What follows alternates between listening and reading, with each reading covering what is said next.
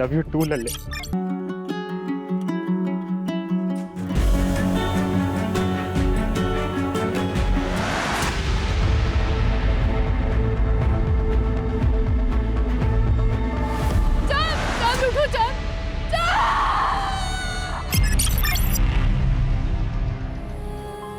कभी कभी ये दिल किसी से भी लग जाता है, आखिर क्यों होता है ऐसा? शायद ये एक रूह का पाक रिश्ता होता है दूसरी रूह के साथ, जो ना समाज की बनी दीवारों से डरता है ना नियमों को। लेकिन समाज के बने नियम, पुरानी सोच ऐसी रूहानी रिश्तों को कलंकित कर देती है और आखिर में सब खत्म हो जाता है। वो साथ, वो एहसास, और बचता है तो सिर्फ मातम।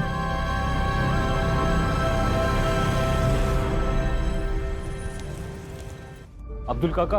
हाँ चांद बेटा। सब तैयारी हो गई है? हाँ चांद बेटा, सारी तैयारियां हो चुकी है। डिनर में किसी भी चीज की कमी नहीं रहनी चाहिए, और हाँ, मीठे में शेर खुरमा जरूर रखिएगा। बस आधे घंटे में शीर खुरमा भी तैयार हो जाएगा। ठीक है। हेलो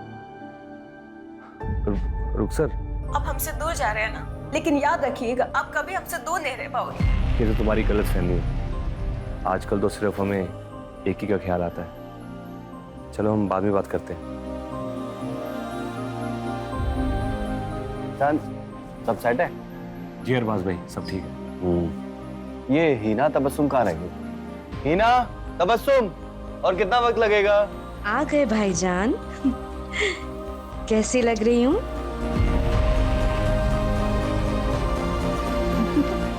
भाभी,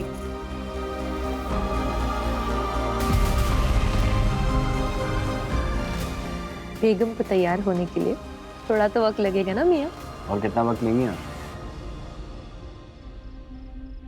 अब हमारी बहन को देखिए, कितना जल्दी तैयार होकर आ गई। एक मिनट, थोड़ा कॉल। हाँ। हेलो। हाँ जोया। तुम जो कर रहे हो ना चांद, इसका नतीजा अच्छा नहीं होगा। तुम्हारे लिए क्या कुछ नहीं किया हमने।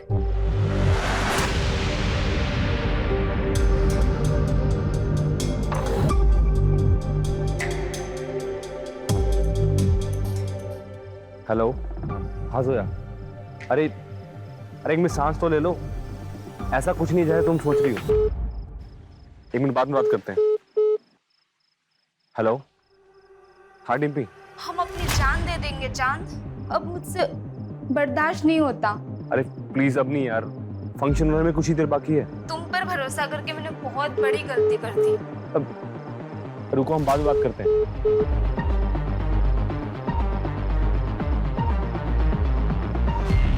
हेलो। क्या कर रहे हो? तैयार तो होगी तो एक फोटो ही भेज दो। अगर हमारे होने वाले शौहर को पता चला तो? प्लीज प्लीज प्लीज जान, एक फोटो। आपको ना थोड़ा इंतजार करना पड़ेगा। अच्छा चलो हम रखते हैं, बारात आने का टाइम हो गया है। ठीक।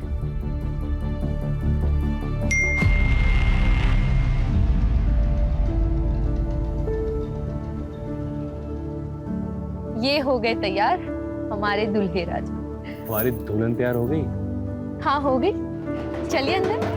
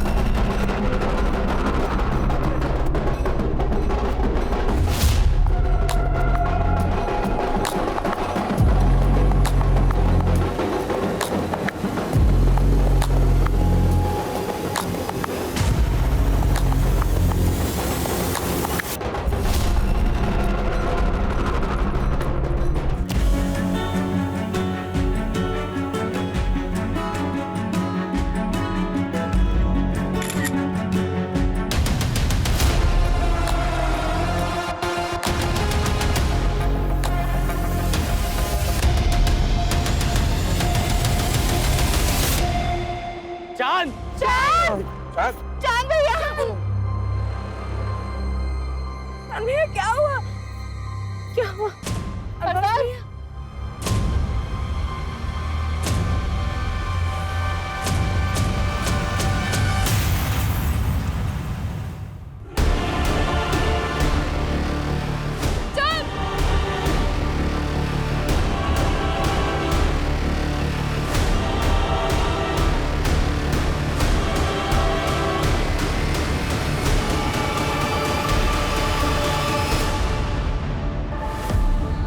उठो चांद चांद तुम मुझे ऐसे छोड़ के नहीं जा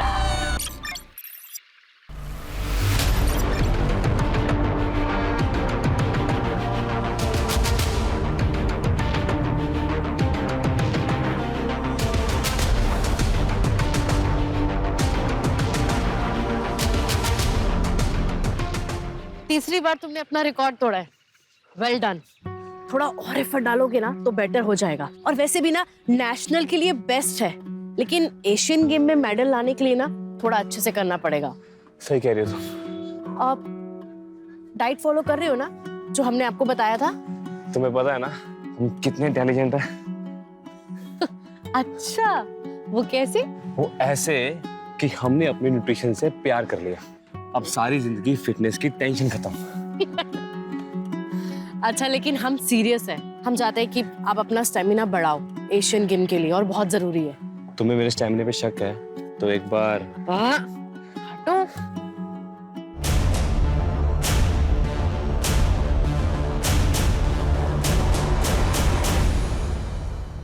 सर वो ईद की छुट्टी ली थी इसलिए हम। अच्छा, छुट्टी ली थी तो ये क्या है?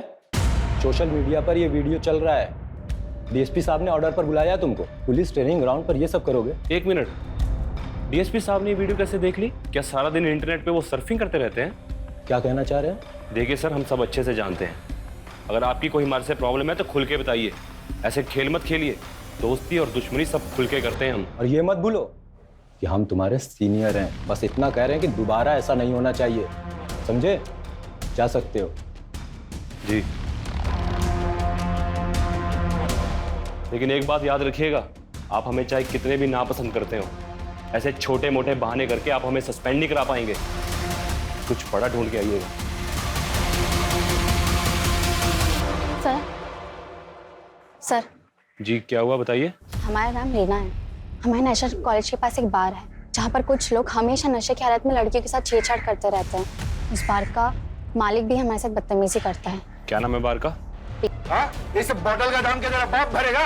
मेरे बाप की छोड़, अपने बाप दादा को याद कर ले। वर्दी की आकड़ दिखा रहा है। तू जानता नहीं है हमको। कुछ दिन अंदर रहेगा ना तो अच्छे से जान पहचान हो जाएगी। यहाँ बार खोलकर गुंडागर्दी करता है, लड़कियां छेड़ता है। चल बाहर।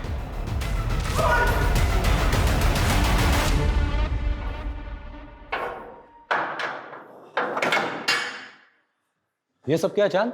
कुछ नहीं सर, अपनी ड्यूटी कर रहे हैं। ये आदमी ना कहानी मत सुना मुझे। और ये मत भूलो कि ये जो वर्दी मिली है ना, स्पोर्ट्स कोटा में मिली है तुम्हें। ना तुम्हारे बस की बात नहीं है सब इंस्पेक्टर बनना। जिस आदमी को अंदर डाला है ना, तुरंत रिलीज करो। सर इसके खिलाफ कंप्लेंट मिली है हमें। कंप्लेन मिली है? मतलब कोई भी लड़की आकर कुछ भी कहेगी, बिना इंक्वायरी किए मान लोगे? हाँ मिश्रा जी? Yes sir. ये सज्जन आदमी को तुरंत रिलीज करिए। यस।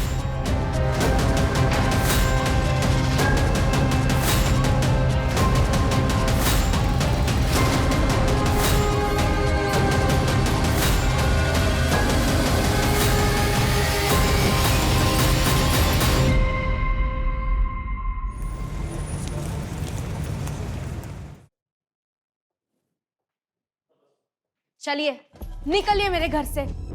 आपकी हिम्मत कैसे हुई यहाँ आने की? हाँ निकलिए।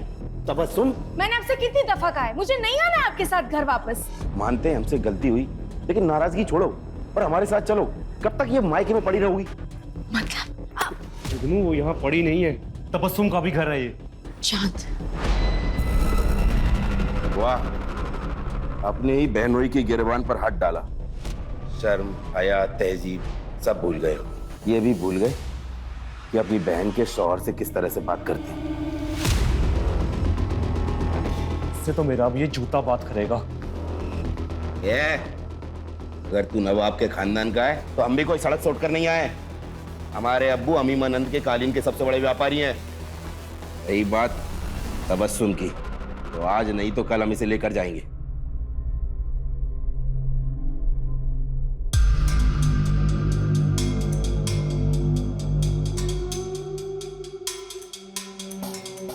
क्या है ये सब?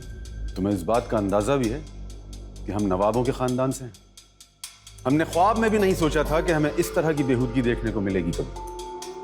वो लड़की न तो हमारी कौम की है और ना ही हमारी बराबरी की है। ये रिश्ता तो हरगिज नहीं हो सकता। निकाह तो हम नैना से ही करेंगे। फिर तो हमारी लाश पर से गुजर कर करना होगा तुम्हें ये निकाह। अब्बा, बुरा ना मानिएगा, पर आज दुनिया बहुत आगे बढ़ चुकी है और हमें चांद को अपने फैसले लेने का हक देना चाहिए।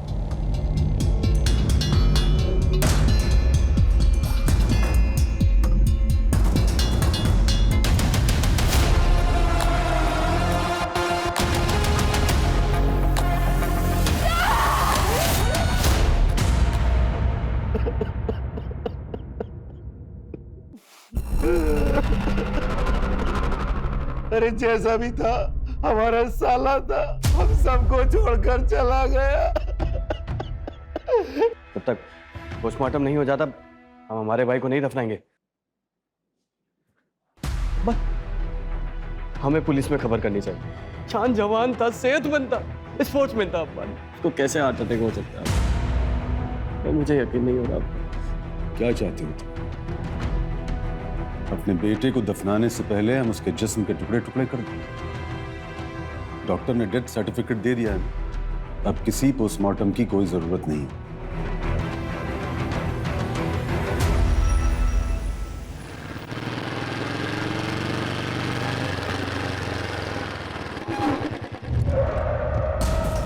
ए, कौन हो तुम लोग? क्या कर?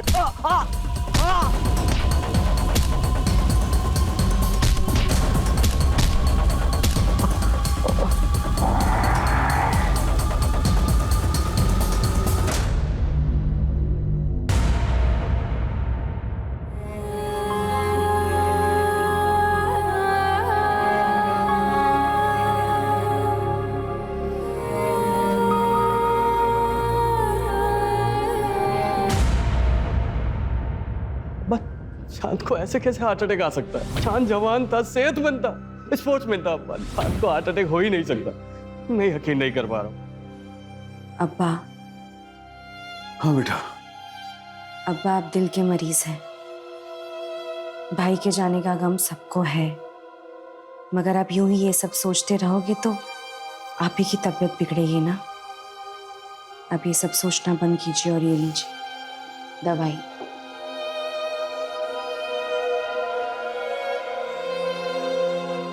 आपको आपकी तबीयत का ख्याल रखना है।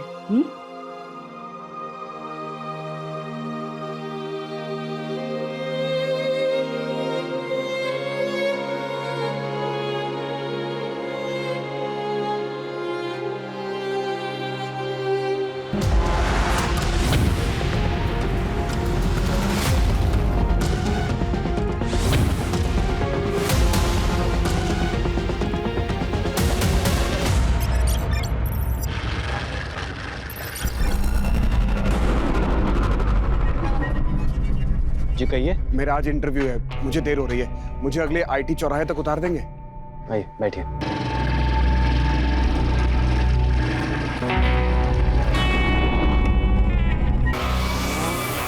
बस यही रोक दीजिए। Thank you sir, thank you so much.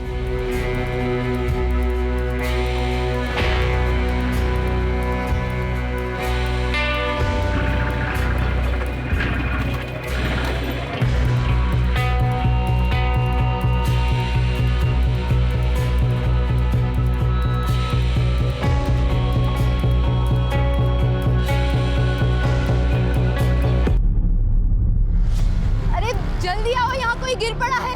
भाई साहब, क्या हुआ आपको? उस आदमी ने कुछ चुपाया। कौन आदमी?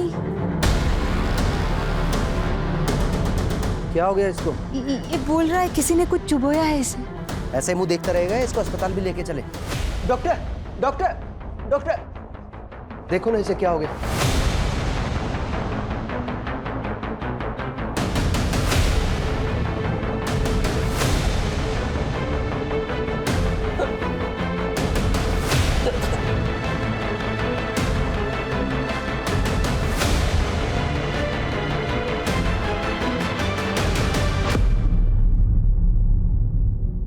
आई एम सॉरी, पर ये नहीं रहे।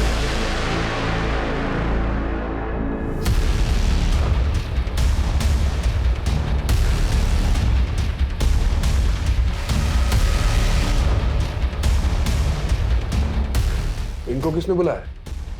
मैंने बुलाया सर, मुझे केस हार्ट अटैक का नहीं लगता है।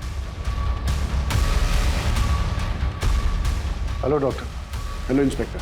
डॉक्टर दिव्या ने हमें फोन पे बताया था कि इनके कंधे पे कोई पिन चुभोने का मार्क है। जी, यहां पर। ये कौन लेके आया इनको? हमारे खेत के पास बेहोश था तो हम ले आए। सर, ये इनका वॉलेट है।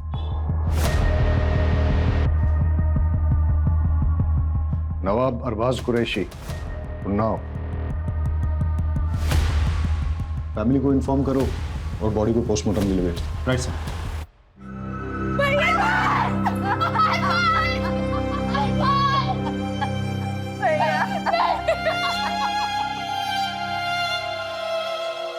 हम नवाबों के खानदान से हैं। पूरे उन्नाव में हमारी शान थी, लेकिन एक झटके में हमारा पूरा कुनबा बिखर गया। पहले छोटा बेटा चांद और अब अरबाज। हमारे अरबाज चांद से बेहद मोहब्बत करते थे। उन्हें यकीन ही नहीं हो रहा था कि चांद को हार्ट अटैक कैसे आ सकता है। अरबाज को ऐसा क्यों लगता था कि चांद की मौत हार्ट अटैक से नहीं हुई है? शायद वो अपने भाई की मौत के सदमे में था। उसकी किसी के साथ कोई लड़ाई हुई थी या दुश्मनी थी? नहीं। मैं बड़े भाई अरबाज के बारे में पूछ रहा था। जी नहीं थी। वो लखनऊ में क्या कर रहा था? उन्नाव में हमारी सीमेंट की फैक्ट्री है और लखनऊ में उनके क्लाइंट्स। शायद उसी सिलसिले में आया होगा। इंस्पेक्टर साहब, हमको लगता है कि हमारे अरबाज का जरूर कोई दुश्मन होगा, क्योंकि जब कुछ दिन पहले वो घर पे आए थे ना, तो किसी ने उन्हें बहुत मारा था।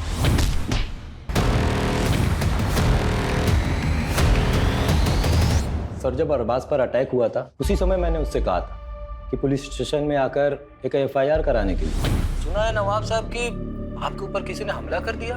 आप ना पुलिस स्टेशन आ जाइए और आकर एक एफआईआर लिखवा दीजिए। लेकिन वो आया ही नहीं। बेचारा अपने भाई चांद गिरा हार्ट अटैक से। चांद एक नेशनल लेवल एथलीट था, सब इंस्पेक्टर था और उसकी फैमिली बोल रही थी कि एकदम फिट था। अब उसका इस तरह हार्ट अटैक से मरना कुछ समझ में नहीं आ रहा है। आजकल तो लोग जिम में एक्सरसाइज करते करते बेवजह मर जाते हैं हार्ट अटैक से। आप ही हैं नवाब साहब के फैमिली डॉक्टर? जी हाँ। आप यकीन से कह सकते हैं कि चांद की मौत हार्ट अटैक से हुई थी? नवाब साहब के घराने की फैमिली हिस्ट्री में दिल की बीमारी है। चांद, अरबाज, उससे पहले उनकी माँ भी 2 साल पहले हार्ट अटैक से मरी थी। ठीक है, आप जा सकते हैं। ठीक है। अर्जुन साहब, चांद के पोस्टमार्टम के साथ साथ उसका टॉक्सिकोलॉजी टेस्ट भी करवा और पता करो ये अरबाज के साथ मारपीट किसने की थी। 2 भाइयों की मौत, वो भी एक के बाद एक, और अरबाज के साथ मौत के पहले मारपीट भी हुई थी। हो ना हो इसमें कोई दुश्मनी का एंगल जरूर है। अब सवाल ये उठता है कि दुश्मन घर के बाहर है या अंदर। अरे कूद जा लल्ले, कुछ नहीं है। नहीं अनु, मैं नहीं कूदूंगा। अरे तुम्हारी ऐसी की तैसी। नहीं अनु, मत।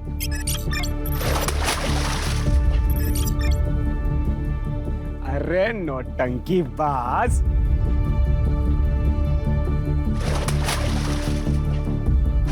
अनु, कुछ हो जाता तो।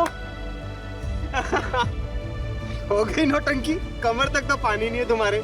नौटंकी बाज।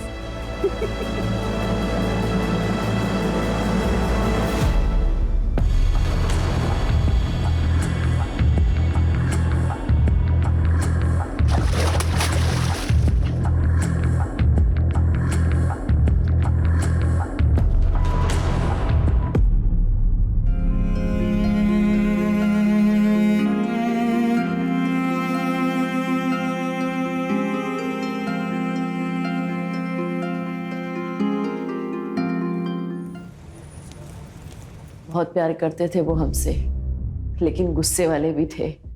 हम उन्नाव पुलिस वालों को कह कह के थक गए थे कि चांद को हार्ट अटैक नहीं आ सकता है। हम खुद पेशे से न्यूट्रिशनिस्ट हैं, उनके खाने पीने में कड़ी निगरानी रखते थे हम। अभी अभी आपने बताया कि वो व्यवहार से थोड़े गुस्सैल थे, तो उनकी किसी के साथ कोई अनबन जिसके बारे में आप जानती हैं? शायद हमारी शादी, हम दोनों अलग अलग धर्म के थे और इस शादी के खिलाफ बहुत से लोग थे। मेरे कुछ घर वाले और चांद के कुछ जानने वाले लोग। ऑनलाइन तो हमारे रिश्ते का मजाक भी बना था। ये देखिए।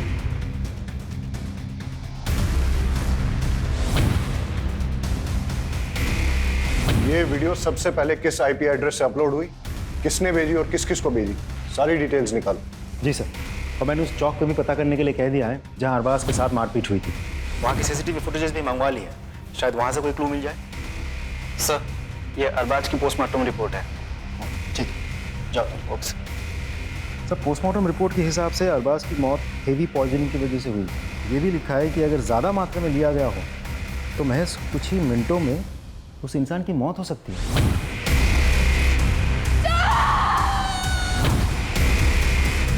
पता करो ये जहर कहाँ से प्रोक्योर किया जा सकता है। और हाँ, अगर अरबाज की मौत जहर देने से हुई है तो हो सकता है कि चांद को भी ऐसे ही मारा गया। अर्जुन, चांद हमारे डिपार्टमेंट का ऑफिसर था, उसके कातिलों को छोड़ेंगे नहीं। लेकिन सर, हम पता कैसे करेंगे? चांद का पोस्टमार्टम नहीं हुआ था, उसकी बॉडी को दफना दिया गया था। कोर्ट से उसकी बॉडी को निकालने का परमिशन लेते हैं, उसे इंसाफ दिलाने का यही एक तरीका है। चल। लल्ले, लल्ले, पागल पागल है क्या? क्या कर रहा है तू ये? अनु, मुझे माफ कर दे अनु। माफ कर दे? क्या किया है तूने? मेरी एक गलती की वजह से हमारी दोस्ती टूट गई। वो इतनी छोटी सी बात के लिए लल्ले तू हमारे बचपन का प्यार, बचपन की दोस्ती सब भूल जाएगा? बेवकूफ इंसान, इधर आ।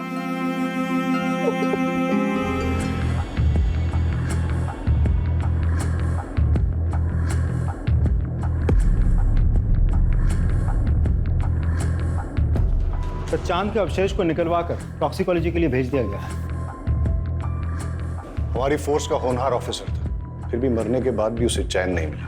इंस्पेक्टर राकेश के साथ चांद की कुछ प्रॉब्लम चल रही थी। अपने राकेश साहब जो है ना, बड़े साहब, खाने पिलाने वाले आदमी थे, और चांद साहब एकदम सीधे साधे। उनके बीच में कुछ तो झगड़ा चल रहा था। सुन, जो फाइल के पन्ने पलट रहा है ना, बंद कर दे, और जो कर रहा है ना, वो भी करना बंद कर। हम क्या कर रहे हैं सर? सस्पेंड करा देंगे तुझे। नहीं करा पाएंगे सर। आखिर उड़ते हुए तीर को कौन न्योता देता है? चांद और उसके बड़े भाई अरबाज दोनों ही जुगनू और तबस्सुम की तलाक करवाने के पीछे पड़े थे। इससे तो मेरा अब ये जूता बात करेगा, क्योंकि वो दोनों जुगनू को पसंद नहीं करते थे। क्या प्रॉब्लम थी जुगनू के साथ? जुगनू ने झूठ बोल के शादी की थी। न वो नवाब है और ना ही पैसे वाला। दिन भर आवारागर्दी करता रहता है, अयाशी करता रहता है। पता करो ये जुगनू कहाँ टिमटिमाता है। Right sir.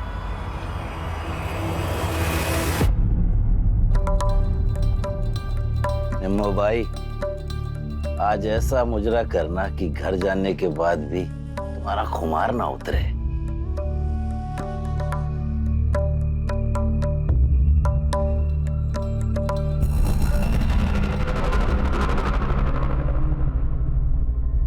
यहाँ तो ताला लगा हुआ है। नजाकत ने लूटा शराफत। पुलिस हमारे घर? चल अंदर बैठ। अरे ये क्या बदतमीजी है? चल।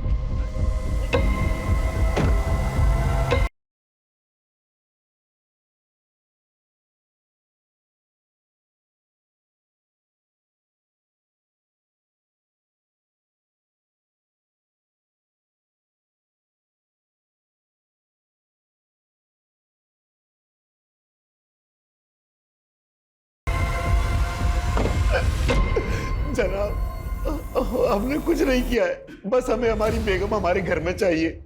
हम उनसे बहुत मोहब्बत करते हैं। दोनों भाई तेरे खिलाफ थे। चांद जो कि पुलिस ऑफिसर था, पहले तूने उसको मार दिया, और साथ ही साथ नवाब साहब की प्रॉपर्टी का एक हकदार कम कर दिया, और फिर मौका मिलने पर उसके बड़े भाई अरबाज को भी रास्ते से हटा दिया तूने। तो तेरा तलाक भी नहीं हो सकता तबस्सुम से। अब तू जिंदगी भर नवाब की हवेली में थोड़ी शराब, थोड़ी कबाब, थोड़ी उर्दू, थोड़ी नमाज़त नहीं करता रहेगा। लाहौल में लकूवत, हम उनका खून कैसे कर सकते हैं साहब? तो चांद की पोस्टमार्टम रिपोर्ट आ गई है, उसे भी वही जहर दिया गया है जो अरबाज को दिया गया था। मतलब दोनों भाइयों की मौत एक ही तरह से हुई है, यानी कि कातिल एक ही है और उसका मोटिव भी एक ही है। दोनों भाइयों की मौत से सबसे ज्यादा फायदा किसको हो सकता है? सर मुझे तो लगता है हमें जुगनू पर नजर रखनी चाहिए। रखो। और कुछ पता चला? सर हम अरबाज का कॉल रिकॉर्ड चेक कर रहे थे, पता चला कि वो एक सीबीआई ऑफिसर के साथ टच में था, नाम है सदानंद भोसले। अच्छा, भोसले साहब से अपॉइंटमेंट लो, मिलते हैं। सर तुम्हारे सोशल मीडिया का पेज नैना और चांद के खिलाफ हेट स्पीच से भरा है, क्यों भाई? क्यों किया ऐसा? सर मैंने लिखा और वो वीडियो भी वायरल की। इसमें क्या गलत किया सर? नैना मेरी कजन है, अगर मैं अपने घर की इज्जत नहीं बचा सकता तो किस काम का हूं मैं सर? ये लोग हमारी बहन बेटियों को भड़का रहे हैं सर। इसलिए चांद को रास्ते से हटा दिया, मार दिया उसको तुमने? गुस्सा तो बहुत आता था उस पे, ऐसे देख के खून खौलता था, लेकिन मैंने उसे नहीं मारा सर। हमारे पास आई विटनेस है जिसने तुमको चांद के साथ लड़ते हुए देखा है। अबे हीरो, चल निकल यहाँ से, वरना तेरी सारी रंगबाजी यहीं निकाल दूंगा।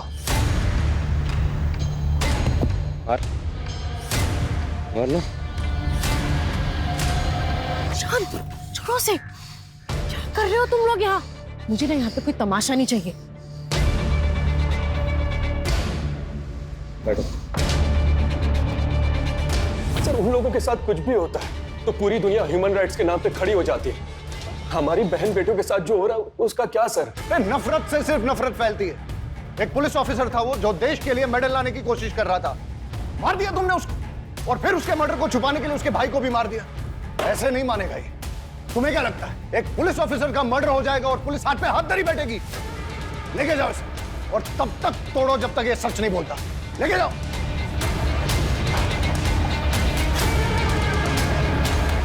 सर खबरों से पता चला है कि अरबाज की मौत से पहले उसके साथ जो मारपीट हुई थी वो बबलू के आदमियों ने की थी। उठा के लाओ बबलू को। साहब हमने अरबाज सबको मारा था साहब, लेकिन उसने हमें पैसे दिए थे साहब मारने के। उसने किसने? जुगनू मियां ने साहब।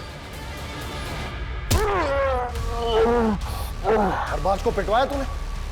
साहब मैं बहुत गुस्से में था साहब। जब मैं चांद के जनाजे में गया तो अरबाज ने मेरे साथ बदतमीजी की।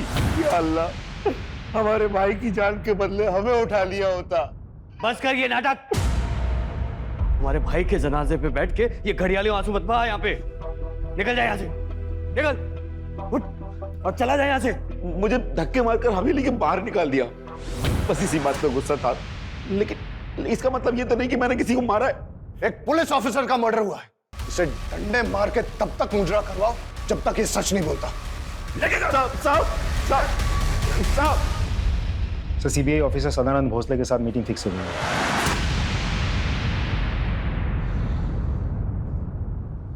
अरबाज ने मुझसे बात की थी, वो चाहता था कि उसके भाई के मर्डर की इन्वेस्टिगेशन सीबीआई करे, लेकिन सीबीआई ऐसे किसी केस को कैसे ले सकती है?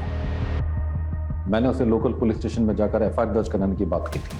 सब इंस्पेक्टर चांद का मर्डर केस काफी पर्सनल है सर हमारे लिए। एक पुलिस ऑफिसर को मारा गया और उसके बाद उसके बड़े भाई का भी मर्डर किया गया, और अभी भी हमारे हाथ में कोई ठोस कड़ी नहीं लग पाई। Anyways, thank you.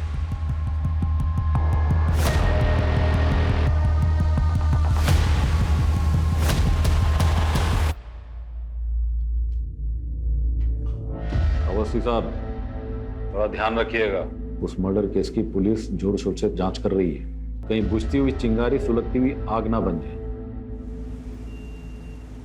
केस के लिए जरूरी है इसलिए तुमसे पूछ रहा हूं, क्या तुम्हारे और चांद के बीच में फिजिकल रिलेशंस थे? नहीं सर, हमने डिसाइड किया था कि जो करेंगे शादी के बाद करेंगे। लेकिन आप ये सवाल क्यों पूछ रहे हो? इससे उसकी मौत का क्या वास्ता है? जांच में हमें यह पता चला है कि चांद उन्नाव के बाहर एक केमिस्ट से रेगुलर तौर पे सेक्सुअल परफॉर्मेंस की दवाइयां खरीदता था।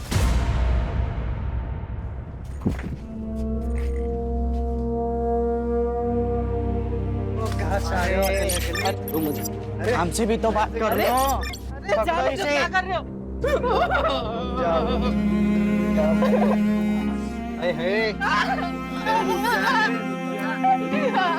अरे ये तो पहनाना भूल ही गए, इधर आओ। अरे इधर आओ।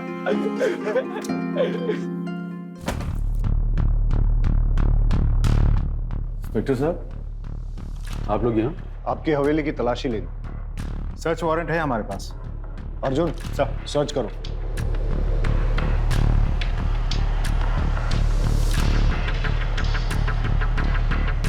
और कितनी तकलीफें पहुंचाएंगे हम?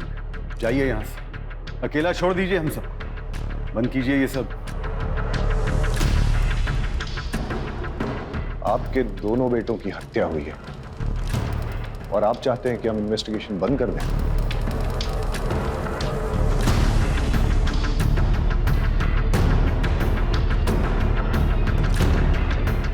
सर, चांद के कमरे से ये मोबाइल और ये फाइल मिली।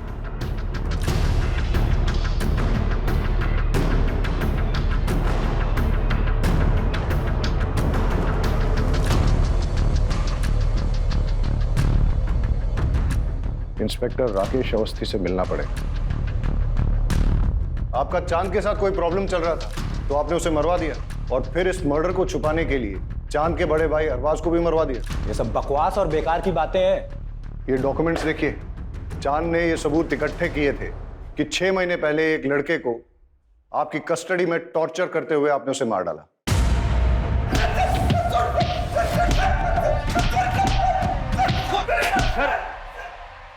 सर क्या कर रहे हैं? अगर इसका लाइसेंस एक्सपायर है तो अगर इसे जान से मार देंगे। तुम मेरे बीच में टांग अड़ाना बंद कर, निकल यहां से। मैंने कहा निकल यहां से।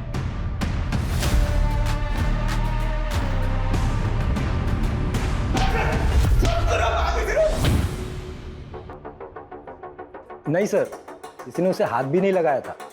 नॉर्मल पूछताछ के दौरान उसका अपेंडिक्स बस्ट हो गया और सेप्टिसेमिया की वजह से उसकी मौत हो गई।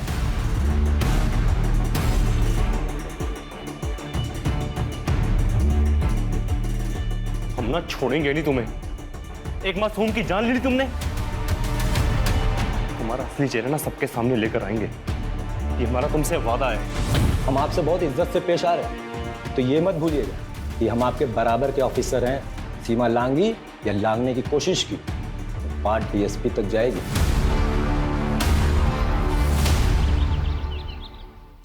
वहीं रुक जाओ, वहीं रुक जाओ। अगर हमारा बेटा तुम्हारे प्यार में नहीं पड़ा होता ना, तो आज वो जिंदा होता। अगर आपने अपना बेटा खोया है तो मैंने भी अपना प्यार खोया है। कुछ नहीं खोया है तुम, लेकिन हमने अपना बेटा खोया है। और हमें तो कभी कभी लगता है कि तुम्हारे घर वालों में से किसी ने हमारे बेटे को। अबू, आपकी तबीयत खराब हो जाएगी। आपको जो लगता है लगता रहे, बाहर के लोगों को भी ना बहुत कुछ लगता है। आपने तो चांद का पोस्टमार्टम भी नहीं होने दिया ना। बदतमीज, निकल जाओ यहाँ से। अबू संभालो, अबू संभालो अपने आप को। अबू, अबू। आज के बाद कभी भी मेरी बेटी के आसपास भी दिखाई दिया ना, तो जान से मरवा दूंगा। रिद्धि से प्यार करते हैं हम, आपको जो करना है वो करिए। ये ऑडियो फाइल अमर की iCloud स्टोरेज से मिला है और साथ ही उसकी और आपकी बेटी रिद्धि की बहुत सारी फोटोज भी मिली। वीडियो भी मिला है जिसमें अमर ने डर जताया कि आप उसका खून करवा सकते हैं। सब बकवास है, झूठ है। ये रही उसकी असली पोस्टमार्टम रिपोर्ट जो आप लोगों ने बदल दी थी।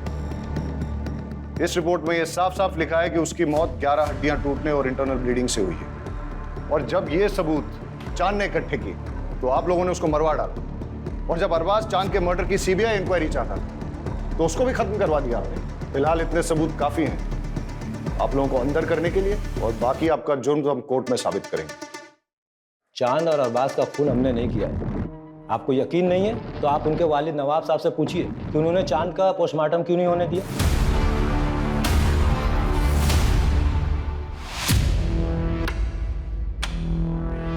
कैसे हैं इकबाल साहब? ठीक है। अभी हमें जब पता चला कि इकबाल साहब को हॉस्पिटल लेके आए तो हमने सोचा कहीं इनके साथ भी ऐसा ही तो नहीं हुआ जैसा इनके बेटों के साथ। नहीं सर, नवाब साहब को सिर्फ दिल की बीमारी है। नहीं, उनकी जो लेटेस्ट रिपोर्ट्स आई है उसके हिसाब से लग रहा है कि बहुत दिनों से उन्होंने अपनी दवाई नहीं ली। मगर अब्बा तो उनकी दवाई हमेशा वक्त पर लेते थे और हम हमेशा उनकी दवाई अपने साथ ही कैरी करते थे। वक्त पे वक्त अगर जरूरत पड़ गई तो आप हमें 2 मिनट दीजिए, हम लेकर आते हैं।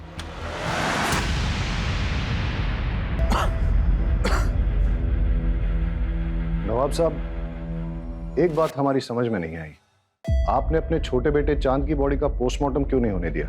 बचपन से जिसे दिल से लगाकर पाला, पोसा, बड़ा किया, उसके टुकड़े कैसे होने देते? ये रही दवाई। ले दीजिए मुझे।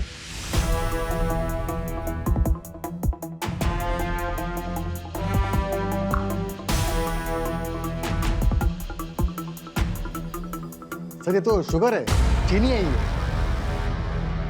कौन देता था इन्हें ये दवाई?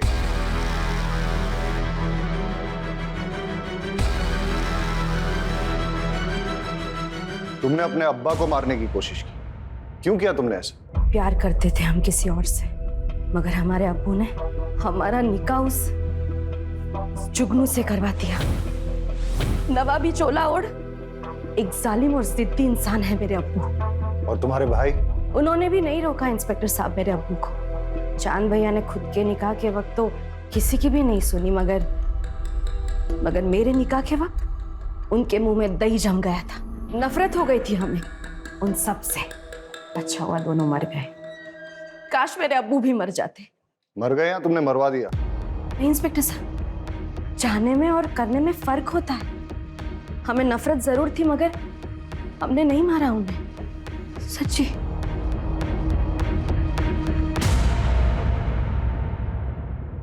चांद और अरबाज के केस में इतने सारे सस्पेक्ट्स हैं, सन्नी, जुगनू, इंस्पेक्टर अवस्थी, इकबाल कुरैशी, तबस्सुम, हीना, कोई भी हो सकता है।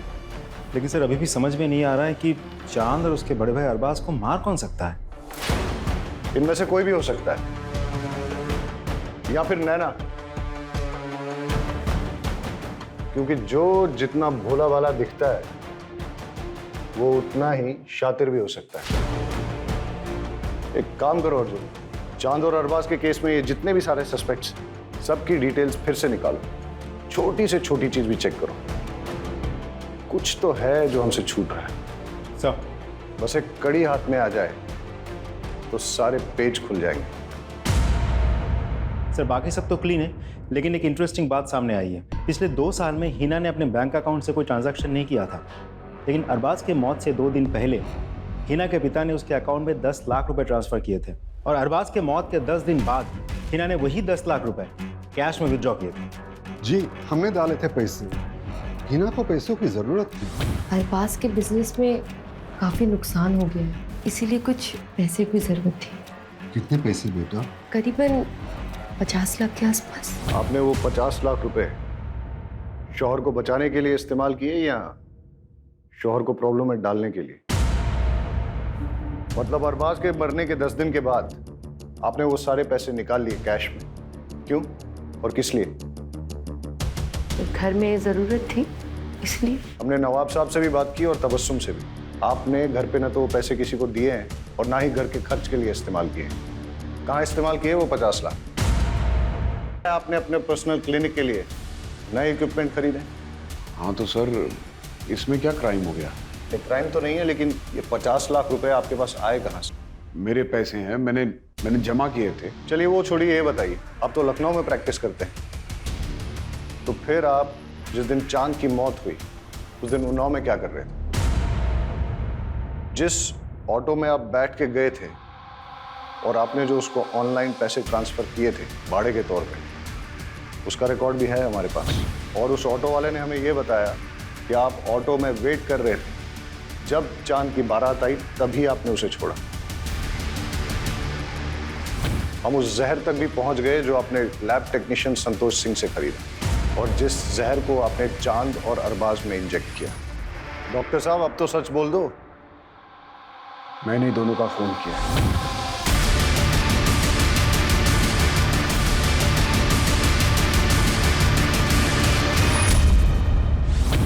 सच आपको हम बताते, जब हमारी शादी अरबाज से हुई तो हम बेहद खुश थे, मगर हमारी खुशी तो सिर्फ चंद पलों की थी। शादी के बाद हमको एहसास हुआ कि अरबाज हमसे प्यार नहीं करते। हमारी शादी को 2 साल हो गया था, मगर उन्होंने कभी हमें हाथ तक नहीं लगाया।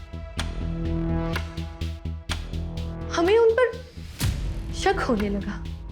एक दिन फिर अरबाज बाहर जा रहे थे, तब हमने फैसला किया कि आज इनका पीछा करेंगे।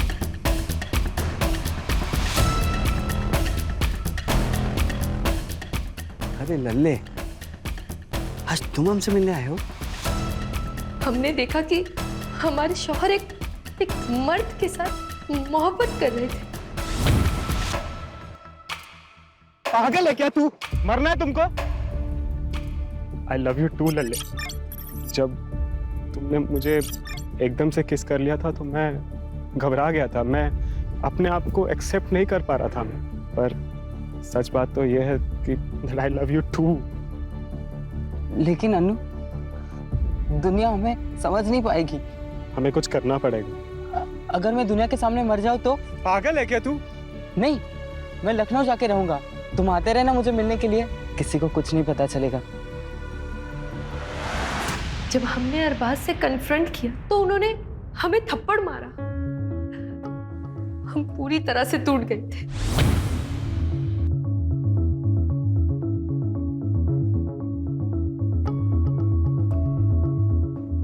क्या हुआ भाभी? आप रो क्यों रही हैं? तुम्हारे भाई हमसे नहीं बल्कि एक मर्द से मोहब्बत करते हैं। अरे हमको समझ में नहीं आता कि हम करें तो क्या करें। अभी आप रोइए मत। हम बेहद खुश थे। भले ही हम दोनों के बीच में एक छोटा सा रिश्ता बना हो, मगर हमने चांद से मोहब्बत की थी और उसने फिर शादी करने का फैसला ले लिया। ये तुम क्या कह रहे हो चांद? हम तुमसे प्यार करते, तुम ये नहीं कर सकते। हमें छोड़ के तुम किसी और से शादी नहीं कर सकते। हम आपसे प्यार नहीं करते, वो बस एक हमारी गलती थी। हम नैना से प्यार करते और भैया को हम और दगा नहीं दे सकते। ये आपका नसीब है।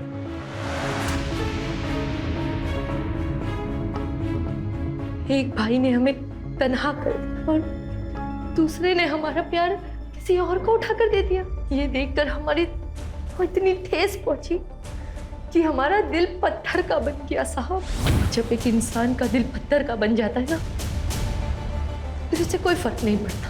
हमें रत्ती भर भी अफसोस नहीं हुआ ये फैसला लेते हुए कि अब हम इन दोनों को मार देंगे। ऊपर वाला आपको दोनों जहां की खुशियां अता फरमाए।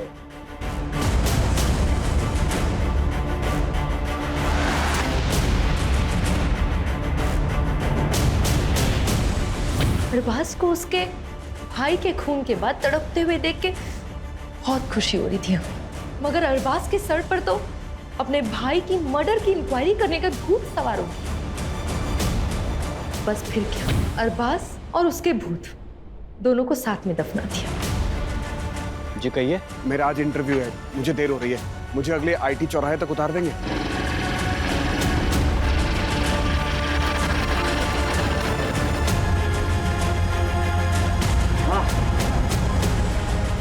बस बस यही रोक दीजिए। Thank you sir, thank you so much. मैं उस दिन जानबूझकर हॉस्पिटल देर से पहुंचा। अगर हॉस्पिटल में मेरी आरएमओ डॉक्टर दिव्या ने अरबाज के कंधे पर निडल का घाव और वो खून की बूंद नहीं देखी होती तो अरबाज की मौत भी हार्ट अटैक ही साबित होती। मासूमों का बहाया हुआ खून कभी भी खामोश नहीं रहता। एक एक खून की बूंद गवाही देती है। अब जिंदगी भर जेल की चारदीवारी के बीच बैठकर सोचना किसका गुनाह बढ़ा।